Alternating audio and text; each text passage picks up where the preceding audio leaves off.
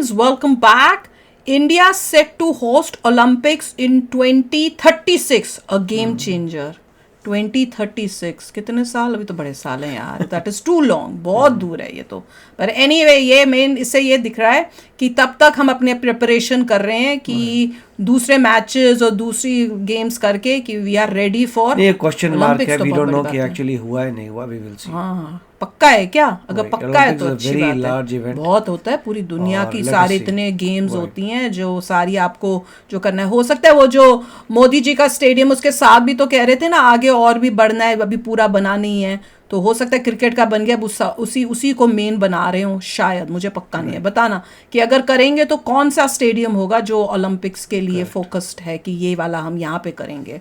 पर होगा तो कमाल है. पर वर्ल्ड कप का तो इन्होंने किया नहीं, ओपनिंग सेरेमनी, उससे प्रैक्टिस भी हो जाती, लगता भी, पता भी चलता कि हम कितने प्रिपेयर्ड हैं. ओलंपिक्स तो बहुत बड़ी बात है, देखते हैं. वो तो है. चलो वीडियो शुरू करते हैं.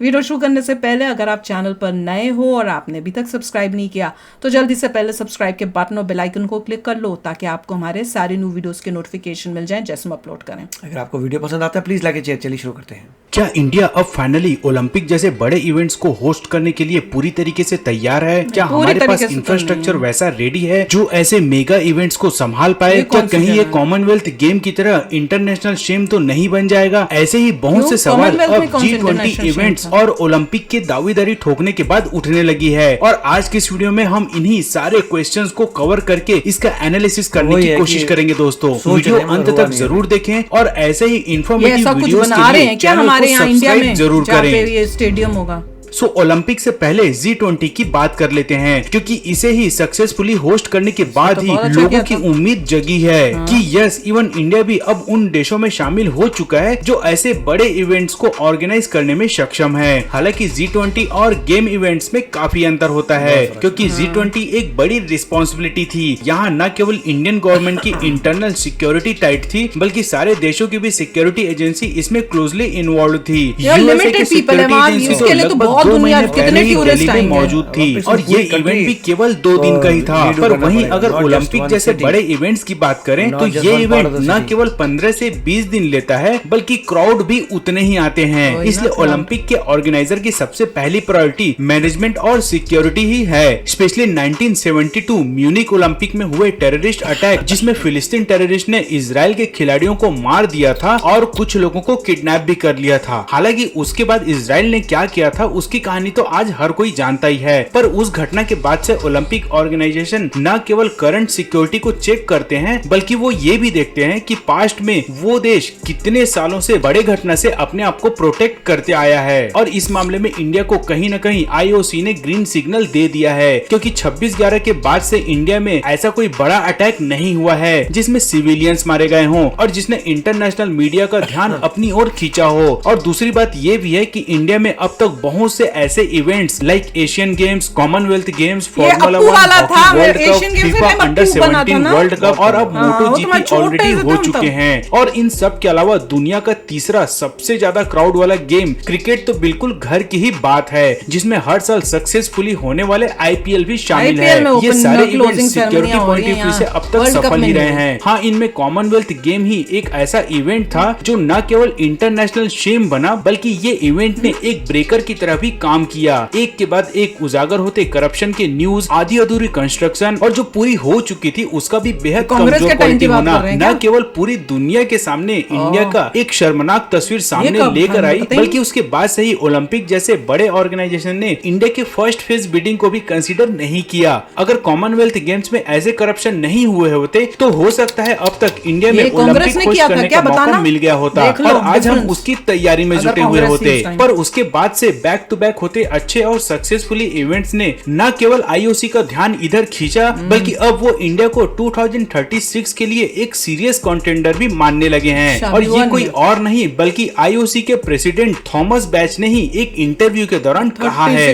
तो पहला फेज एक प्रकार से क्लियर हो चुका है पर अब बारी है इंफ्रास्ट्रक्चर की जो इतने सारे गेम्स को ऑर्गेनाइज करने के अनुकूल हो. इंडिया में इस इवेंट के लिए गुजरात के अहमदाबाद को चुना गया है और जहाँ ही डेवलप किया जा रहा है सरदार पटेल स्पोर्ट्स एनक्लेव को, जो सिचुएटेड है साबरमती रिवर के किनारे और जो लगभग हर तरह के खेल को आयोजित करने में सक्षम रहेगा। इनफैक्ट इसका एक बड़ा हिस्सा नरेंद्र मोदी स्टेडियम के रूप में पहले से ही रेडी हो चुका है और काफी सारे इवेंट्स भी यहाँ ऑलरेडी हो चुके हैं। इसके अलावा बाकी कॉम्प्लेक्स को भी कुछ ऐसा डेवलप किया जा रहा है कि ये 15 से 30 मिनट की ड्राइविंग रेडियस में ही हो। इतना ही नहीं, ये एयरपोर्ट, रेलवे स्टेशन और अपकमिंग बुलेट ट्रेन स्टेशन से भी काफी करीब है, जो प्लेयर्स, मैनेजमेंट टीम और इवन फैंस को एक हैजल फ्री और सिक्योर्ड एटमॉस्फेयर प्रोवाइड करवाएगा। अहमदाबाद में पहले से ही इंटरनेशनल एयरपोर्ट, अच्छी रेलवे कनेक्टिविटी, मेट्रो, BRTS जैसी फैसिलिटी का होना एडिशनल पॉइंट तो बढ़ाता ही है। साथ ही मुंबई अहमदाबाद बुलेट ट्रेन जो लगभग 2026 तक फंक्शनल हो जाएगा और दिल्ली अहमदाबाद बुलेट ट्रेन जिसका DPR सबमिट हो चुका है और वो बस अपने फाइनल अप्रूवल का वेट कर रहा है। ये सारी चीजें इंफ्रास्ट्रक्चर के उन सवालों का जवाब है जिसे IOC के सामने ऑलरेडी पेश किया जा चुका है। सो अब इंफ्रास्ट्रक्चर भी शायद ओलंपिक के आड़े नहीं आए। हालांकि कंफर्म बीड में इंडोनेशिया, टर्की और मैक्सिको जैसे देश भी शामिल हैं जिनके पास भी अच्छा खासा इंफ्रास्ट्रक्चर रेडी है और ये तगड़ा कंपटीशन भी देंगे। वैसे ऐसी बात भी नहीं है कि हर कोई इंडिया के ओलंपिक होस्ट करवाने के फेवर में हो। एक बड़ा वर्ग ये भी चाहता है कि ये ना हो एंड जिसका रीजन भी वैलिड है, क्योंकि आज के समय में ओलंपिक एक सफेद हाथी की तरह ही बन चुका है जिसके खर्चे तो ज्यादा हैं पर कमाई कम। अब तक के अगर प्रॉफिट लॉस के आंकड़ों पे नजर डाले तो आज तक 29 समर ओलंपिक्स हो चुके हैं जिसमें केवल 2 ओलंपिक लॉस एंजलिस और बार्सिलोना ओलंपिक ही प्रॉफिट में रहे हैं और जिसका रीजन ओनली गेम नहीं बल्कि गेम्स के साथ साथ टूरिज्म भी था। फिर एटलांटा और बीजिंग ओलंपिक ने भी प्रॉफिट तो बनाया पर उतना नहीं। बट यहाँ Beijing Olympic win win situation में ही था क्योंकि इस ओलंपिक के मदद से चाइना को अपना ग्लोबल पावर शो करना था जिसमें वो कामयाब भी हो गया और जिसके बाद उसने बहुत से इन्वेस्टर्स का अपनी ओर ध्यान खींचा और इन्वेस्टमेंट भी जमकर हुए।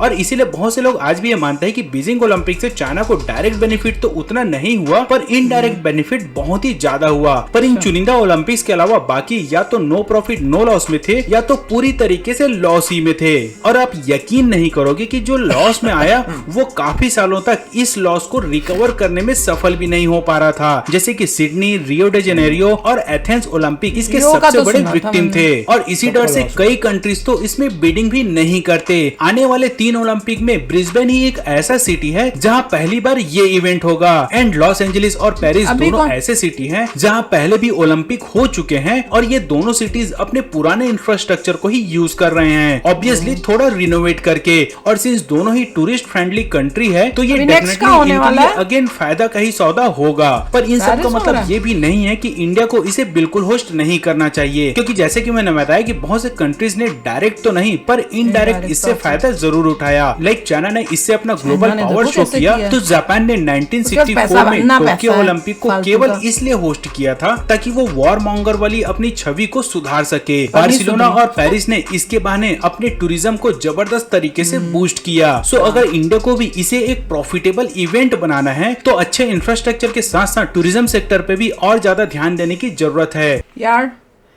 पता नहीं, मुझे लगता है कि करना तो चाहिए क्योंकि देखो वहां पे शायद इतने लोग नहीं, पॉपुलेशन नहीं, बाहर से लोग इतने आते नहीं होंगे। हमारे यहाँ होगा तो हमारा इंडिया ही सारे स्टेडियम भर देगा यार। नहीं, क्योंकि देखिए तो क्रिकेट इतना ज्यादा है, क्रिकेट की पॉपुलैरिटी कि आई डोंट नो दूसरों गेम्स की कितनी पॉपुलैरिटी है। पहली बात होनी तो चाहिए कि भैया ओलंपिक्स हो रहा है, हमने जाके देखना है। जब तक कोई कंट्री टॉप 10 मेडल टैली में नहीं है उसका होस्ट करने का इलॉजिकल लगता है। जैसे कतार ने किया था, कतर की बड़ी सारी आप नेगेटिविटी आई थी कि टॉप 10 में कतर है नहीं, क्यों कर रहा है रेगिस्तान के बीच में, और उनको भी मेरे ख्याल से प्रॉफिट नहीं हुआ था। अच्छा मेरे ख्याल से कतर ने किया था, मुझे एग्जैक्टली याद भी नहीं, कतर में ही हुआ था शायद। तो पॉइंट यही है कि अगर आप टॉप 10 में हैं तब आप कह सकते हैं ओके फाइन कि आप टॉप 10 में हैं तो आपको करना चाहिए होस्ट, मगर उसमें फिर टूरिस्ट हर कंट्री के हर क्षेत्र में जाएंगे और वहाँ पे आप सिक्योरिटी कैसे देंगे, इंफ्रास्ट्रक्चर सारा चेंज करना पड़ेगा। तो मेरे ख्याल से कुछ समय अभी लगेगा और प्रॉफिट ज़्यादा होता भी नहीं, कर सकते हैं कि नहीं डिपेंड करता है। जैसे लोग कह रहे हैं कि मोदी जी का आना बहुत ज़रूरी है, अगर मान लीजिए मोदी जी आगे तो पॉसिबल है, मुझे तो पॉसिबल है। अगर कोई और लीडर आता जो मोदी जी नहीं है वो तो फिर यही घोटाले करेगा, जैसे बता रहे थे कॉमनवेल्थ में जैसे घोटाला करके बेइज्जती कर दी देश की, वही फिर हिसाब हो जाना। और लास्ट मिनट में आप ऐसे उधर बोल नहीं सकते कि भाई हम नहीं कर रहे हैं। नहीं, ऐसे तो नहीं हो सकता। एक बार आपने ले लिया तो आपने पैसा भी Normally, इतना खर्च किया है तो बिड करते हैं जो पैसा देते बिल्कुल होंगे। ही उस लेवल पे आ जाए तभी आपको करना चाहिए। आप जैसे कह रहे हैं लॉस एंजलिस में शायद दोबारा होगा, मगर लॉस एंजलिस की हालत उतनी अच्छी नहीं है। होमलेस लोगों को क्या करेंगे, आई डोंट नो। तो ये वॉल पुराने जमाने का लॉस एंजलिस नहीं है, ये नया लॉस एंजलिस है जहाँ पे बोले पुराना स्ट्रक्चर यूज करेंगे। आई डोंट नो क्या होगा। तो मेरे ख्याल से एलयू को भी देखना पड़ेगा कि उनके लिए भी बड़ा रिस्क हो चुका है, यूएसए के लिए भी बड़ा रिस्क है ये सब करने के लिए। नहीं, पर इनका ये होता है ना कि ये अपनी पुरानी चीजों को बस थोड़ा सा ठीक करके उसी में कर रहे हैं, कुछ होमलेस नया नहीं लोगों को बनाना। क्या करोगे, इतनी जगह जगह बुरे हाल है। पता क्या होगा, पता समझ नहीं आ रही। चलो आप भी शेयर करना अपने थॉट्स बताना, इंडिया को बिड करना चाहिए, ओलंपिक्स होनी चाहिए कि नहीं होनी चाहिए, कि ये सफेद हाथी है इसलिए नहीं करें, भैया बताओ। तो चलो चलते हैं, मिलेंगे नेक्स्ट वीडियो में बहुत ही जल्द। Till then take care and bye bye. तो अगर आप मेरे इस चैनल पे नए हो तो जल्दी से सब्सक्राइब के बटन को हिट करो और बेल आइकन को क्लिक करो ताकि आपको मेरा जब नया वीडियो मैं लगाऊं आपको उसके बारे में जल्दी से पता चल जाए।